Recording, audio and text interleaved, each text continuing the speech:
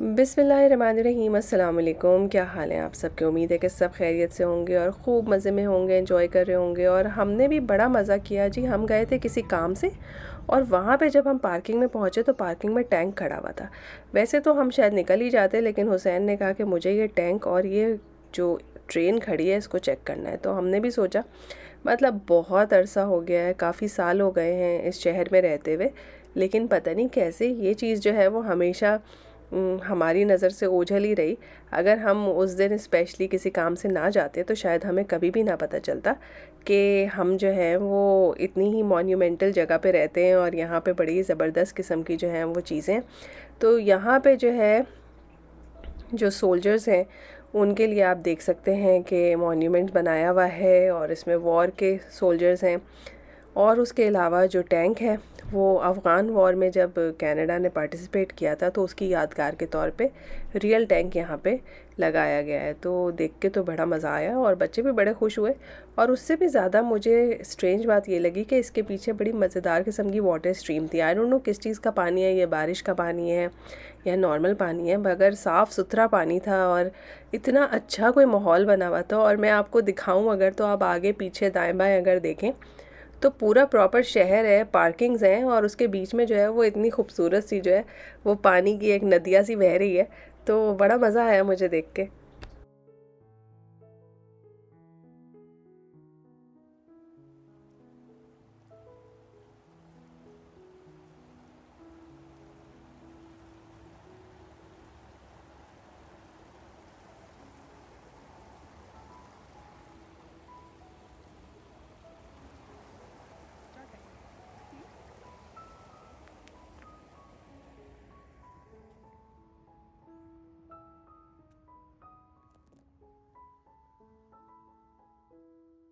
और देखें, मैंने ये एक शॉट लिया है आपको दिखाने के लिए कि यहाँ पे सारी पुरानी बिल्डिंग्स हैं और उसके बीच में कुछ नई बिल्डिंग्स हैं और बिल्कुल शहर के बीचों बीच जो है वो आप देख सकते हैं। यहाँ पे बीच में पानी बह रहा है और यहाँ पे जो है वो टैंक खड़ा हुआ है।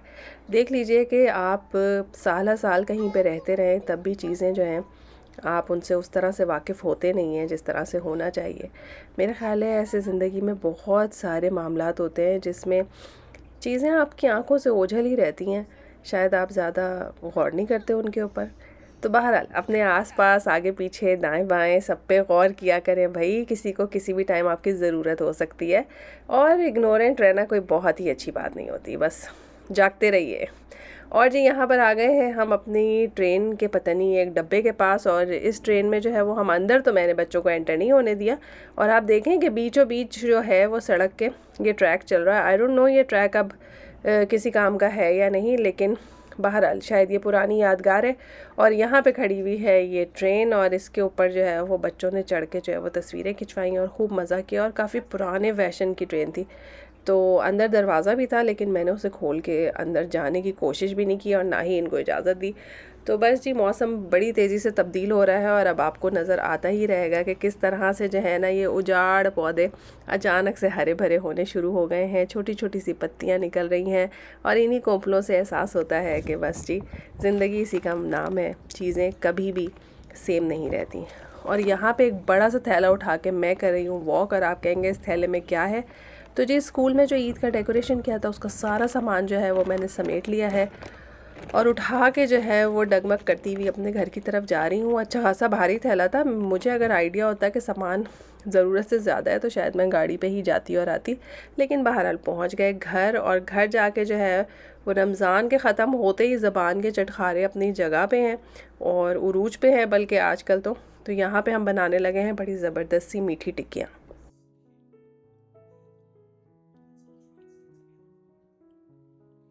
इंग्रेडिएंट्स की लिस्ट आपके सामने है और बड़े ही सिंपल इंग्रेडिएंट्स है, यकीन करें बड़े आराम से बन जाती है। इसके लिए जो है वो आपको 2 कप मैदा चाहिए और 1 कप चीनी चाहिए। चीनी चाहें तो आप थोड़ी सी कम कर सकते हैं। 1/4 कप पानी मैंने लिखा है, लेकिन मैंने उससे भी कम पानी जो है वो गर्म होने के लिए रखा है। मैदे के अंदर सारी चीज़ों को मिला देंगे, यानी कि हम इसमें तिल, खोपरा और बादाम का जो हमने बुरादा किया हुआ है या कोकोनट, सब कुछ हमने उसमें मिला देना है। यहाँ पे जो है पानी जो गर्म हो गया है उसका चूल्हा मैंने बंद कर दिया और उसमें चीनी डाल दी है, यानी कि चूल्हा जल नहीं रहा है। अब चीनी को मैं इसके अंदर डिज़ोल्व कर दूँगी।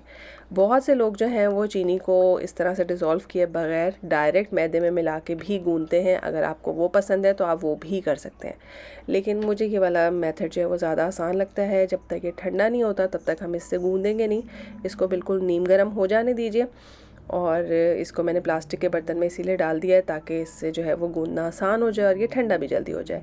और मैदे के अंदर जो है वो हमने तिल मिला दिए थे, यहाँ पे हम इसके अंदर मिला रहे हैं घी। घी से जो है ये अंदर से काफ़ी खस्ता हो जाती है, तो कोशिश करें इसमें घी ही शामिल करें, तेल अवॉइड करें। और इसमें डाल रहे हैं हम सूजी। सूजी डालने से जो है ना ये काफ़ी कड़क बनती हैं। अगर आपको कड़क नहीं अच्छी लगती तो आप सूजी को कम भी कर सकते हैं या फिर बिल्कुल ही स्किप कर सकते हैं। और बादाम को जो है वो एक थैली में डाल के अच्छी तरह से इनकी कुटाई करें तो वो इस तरह से हो जाएंगे, यानी कि कुछ बड़े रह जाएंगे, कुछ छोटे पाउडर की फॉर्म में आ जाएंगे। तो इस तरह से दरदरा से आपने बादाम को भी कूट लेना है और इन सब चीज़ों को अच्छी तरह से मिक्स कर लेना है। अगर आपने चीनी का शीरा नहीं बनाना तो यहीं पर आपने चीनी शामिल करके इसको हल्के हाथों से जो है वो थोड़े थोड़े पानी या दूध के साथ गूंद लेना है। लेकिन चूँकि मैंने शीरा बनाया है तो मैंने इसको गूंद लिया है। इसके ऊपर मैंने थोड़ा सा बटर लगा दिया है और इसको मैं रख दूँगी। आप चाहें तो इसके ऊपर घी भी अप्लाई कर सकते हैं, कोई फ़र्क नहीं पड़ता इस बात से। और आप देख लीजिए कि आटा ना नरम है ना सख्त है। और इस आटे को मैं कम से कम 2 घंटे के लिए रेस्ट दूँगी। और जी हमने देख लीजिए यहाँ पे रोलिंग पिन पे जो है तेल लगा लिया है और यहाँ पे तेल जो है वो गर्म हो रहा है। फ्राई मैं तेल में कर रही हूँ, वैसे लोग इसे घी में फ्राई करते हैं। अगर आप इसे घी में फ्राई करेंगे तो बड़ा मज़ा आएगा। मेरे पास कुकी कटर है, इस साइज़ की मैं कुकी कटर की मदद से काट लूँगी इन टिक्कियों को। अगर आप चाहें तो किसी ग्लास या प्याली की मदद से भी काट सकते हैं। और आप देख लीजिए कि मैं इसको रोल कर रही हूँ। इसमें कोई मैंने सूखा आटा नहीं लगाया है, बस सिंपल आपने हल्का सा घी लगा के इसको रोल करना है। बहुत आराम से रोल हो जाएगा। और इसके अंदर जो है वो आप देख लीजिए कि मोटाई मैंने कितनी रखी है। कोशिश करें कि ये ज़रा मोटी हो, क्योंकि अगर आप इन्हें बहुत पतला बेलते हैं तो ये ज़रूरत से ज़्यादा क्रिस्पी हो जाती हैं और फिर खाने में थोड़ी सी कुश्ती तो करनी पड़ती है। अगर तो आप में जान है और आपके दांत जो हैं वो जवान हैं तो बिल्कुल आप इसको क्रिस्पी रखें, पर हम जैसे बुज़ुर्गान के लिए इसका सॉफ्ट होना बहुत ज़रूरी है। तो बस क्रंची होनी चाहिए मगर पत्थर जैसी नहीं।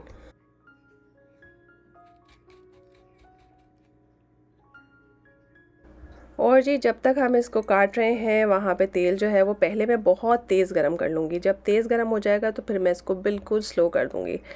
तो फिर जो तेल है ना वो आपने मीडियम लो फ्लेम पे ही रखना है, ठीक है। एक दफ़ा तेल को गरम कर लें, फिर उसको ग्रेजुअली ठंडा कर लें और लो टू मीडियम फ्लेम पे ही आपने रखना है। अगर आप बहुत तेज़ गरम तेल में डालेंगे तो ये इंस्टेंटली ब्राउन हो जाएंगी और अंदर से कच्ची रहेंगी। और अगर बहुत ठंडे तेल में डालेंगे तो ये बहुत ज़्यादा तेल अब्जॉर्ब कर लेंगी।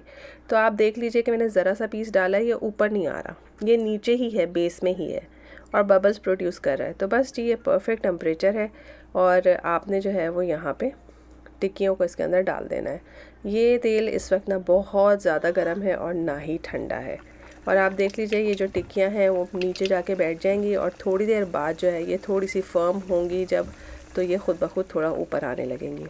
पीछे मैंने ग्रिल रखी है एक बेकिंग ट्रे के ऊपर। मैं अब जो भी फ्राइड आइटम है हमेशा ग्रिल पे ही रखना पसंद करती हूँ। उससे होता ही है कि तेल जो है वो पूरा निकल जाता है। और यहाँ पे जो है वो मैंने छुरी की मदद से 1-2 जगह पे इसको प्रिक कर दिया है। आप चाहें तो इन्हें फ्राई करने से पहले भी प्रिक कर सकते हैं। और अगर आपको फूली हुई पूरियों पे किसी भी किस्म का एतराज़ नहीं है तो मत करें प्रिक, ऐसे ही फ्राई होने दीजिए, क्योंकि कोई कोई पूरियाँ जो हैं वो फूल जाती हैं। बहुत से लोग ये कहते हैं कि 1 से 1.5 मिनट में एक साइड पक जाती है। भाई नहीं, 1 से 1.5 मिनट में एक साइड नहीं पकती है। कम से कम 3 से 4 मिनट लगते हैं एक साइड पकने में। फिर दूसरी साइड पे आप पलट दीजिए और फिर कलर देने के लिए ज़रा सा चूल्हे को तेज़ कीजिए ताकि इसके ऊपर कलर आ जाए, ठीक है जी। और उसके बाद आप इन्हें निकाल के बाहर रख लीजिए। और बहुत से लोग ऐसा कहते हैं कि ये बहुत क्रंची या क्रिस्पी हो जाती हैं, खाने में मुश्किल होती है। तो जब ये ठंडी हो जाएं आप इन्हें जिस भी डब्बे में स्टोर करें वहाँ पे 2 स्लाइसेस ऑफ ब्रेड भी रख दें, तो उसकी वजह से ये हमेशा सॉफ्ट रहेंगी, कभी भी एक्स्ट्रा क्रंची नहीं होंगी।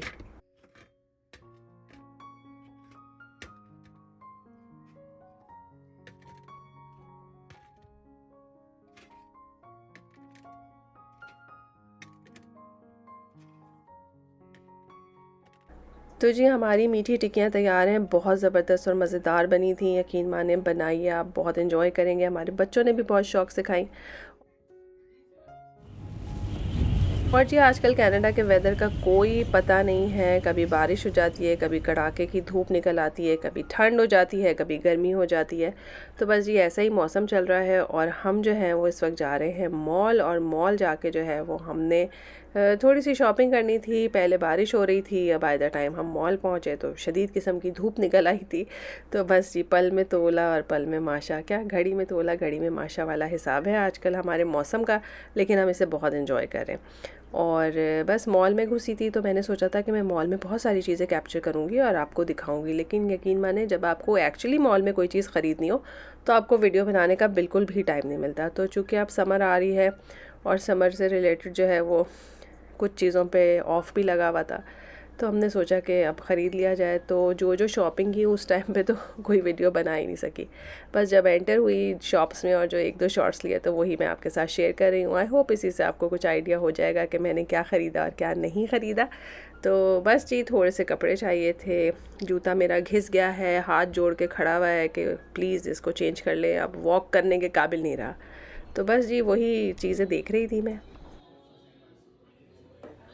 और जी बस यहाँ पे जब गर्मी आती है ना तो बहुत शदीद गर्मी आती है। जिन लोगों को ऐसा लगता है कि कनाडा में गर्मी नहीं आती तो यकीन करें, सूरज ऐसा लगता है कि बिल्कुल आपके सर पे है।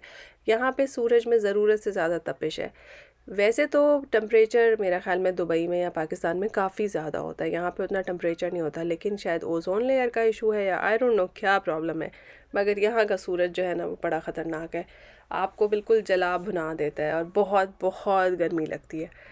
तो खैर जी बस हमने थोड़ी सी एक्चुअल शॉपिंग की, थोड़ी सी विंडो शॉपिंग की और उसके बाद हम बाहर निकल गए। और वैसे भी जब आप बच्चों को साथ लेके जा रहे हो ना तो बस मुख्तसर ही शॉपिंग हो सकती है, क्योंकि उनसे रिलेटेड चीज़ें ही जो है ना उनकी फरमाइशें ख़त्म नहीं होती। तो हार्डली मेरा ये जो शॉपिंग ट्रिप है ना वो 1 घंटे का था, और इसके बाद जो है वो हम भागे कि बस चलें जी घर चलते हैं, क्योंकि घर जाके जो है वो मैंने बनाना था खाना। और मेरा खाना आज बड़ा ही आसान बनने वाला है। आप देख लें, मेरे पास फ्राइड प्याज है, 2 टमाटर हैं, अदरक लहसुन का पेस्ट है और दही है। अगर आपके पास फ्राइड प्याज नहीं है तो एक बड़ा प्याज आप फ्राई कर लीजिए तेल के अंदर, और दही के अंदर ही मैं आपके सामने ज़ीरा, धनिया पाउडर और नमक हस्ब ज़ायक़ा जैसा आपको पसंद है, वैसे मैंने थोड़ा सा कम रखा था, लाल मिर्चें और थोड़ी सी हल्दी, यानी कि बेसिक जो हमारे 3-4 मसाले हर सालन में डलते हैं बस वही हैं। और ये तेल गरम किया मैंने, उसके अंदर जो है वो प्याज, टमाटर, दही, सारे मसाले डाले। इसको मैं अच्छी तरह से भून लूँगी और भूनने के बाद जो है थोड़ा पानी डाल के इसको मैं ढक के रख दूँगी जब तक टमाटर अच्छी तरह से गल नहीं जाए। और अगर आपको जो है वो ग्रेवी में बिल्कुल भी टमाटर के चंक्स नहीं चाहिए तो आप इस सारी की सारी चीज़ों को जो है वो ब्लेंडर में घुमा भी सकते हैं। उससे ये होगा कि आपकी बड़ी ही एक स्मूथ किस्म की ग्रेवी तैयार हो जाएगी, जिससे बड़ा अच्छा सा शोरबा बन सकता है। लेकिन चूंकि मैंने शोरबे वाला सालन नहीं बनाना था, मैंने बनाना था थोड़ा सा कढ़ाई के मसाले जैसे टच वाला, तो इस वजह से जो है मैंने टमाटर इसी तरह से रखे हैं। लेकिन बहरहाल ये ऑप्शन ज़रूर है। और जब भी मैं खाना पकाने लगती हूँ मेरी चाय ज़रूर चढ़ी हुई होती है, और वो चाय भी दुहाई दे रही होती है कि भाई तुम मुझे क्यों रख देती हो पकने के लिए, कि जब तुमने मुझे उतारना नहीं होता टाइम पे। ऑब्वियसली सालन भूनने में थोड़ा टाइम लग जाता है, और इतनी देर में चाय जो है ना वो ज़बरदस्त, वो जो कोयटा वाले होटल होते हैं ना बिल्कुल वैसी पक जाती है।